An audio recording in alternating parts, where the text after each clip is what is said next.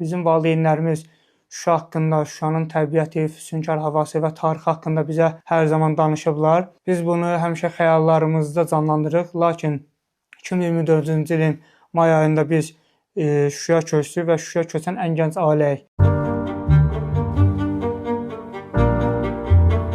Reimagining smart cities and modern housing post-conflict is a global challenge.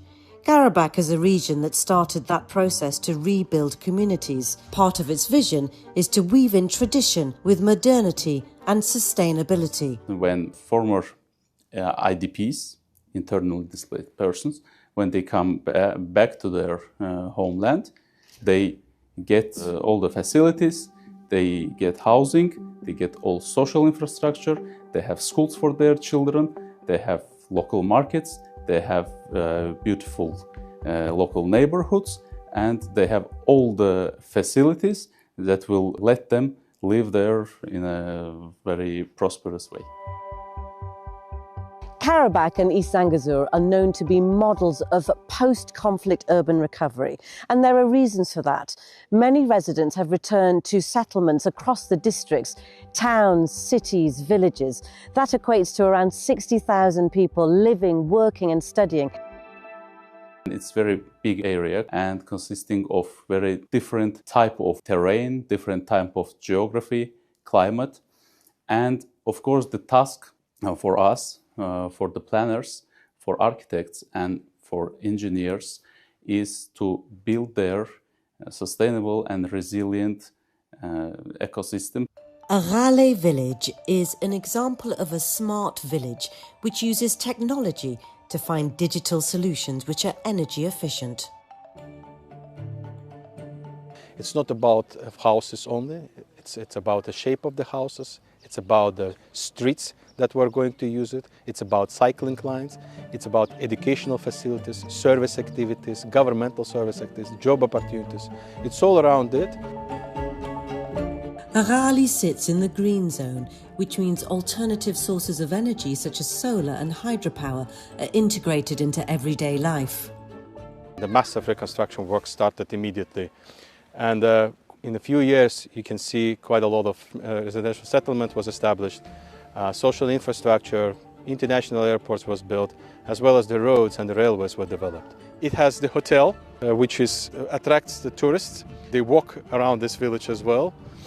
And it has a hydropower station that we have built, which generates an electricity and which is enough power to supply energy to the whole village.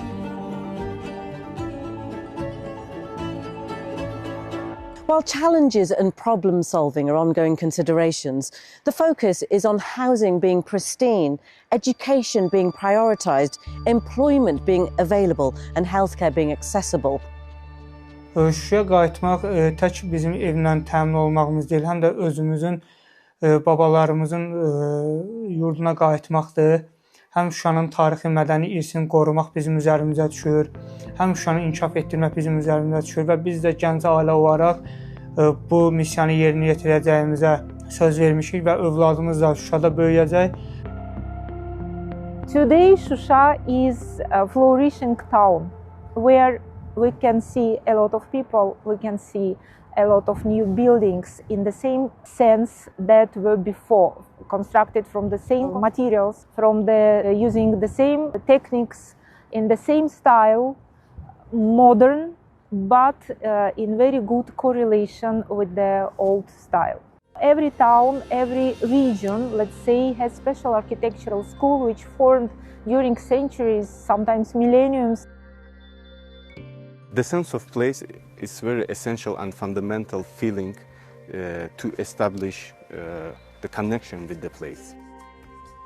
And today we have detailed drawings, more than 400 historical buildings, dozens of maps from 19th, 20th century, and thousands of photographs which previously never published. And this allows us to restore and reconstruct historical buildings with high accuracy. There's no doubt that simultaneously building several smart developments is ambitious. However, it's clear to see that construction is well underway and residents are settling into their new environments.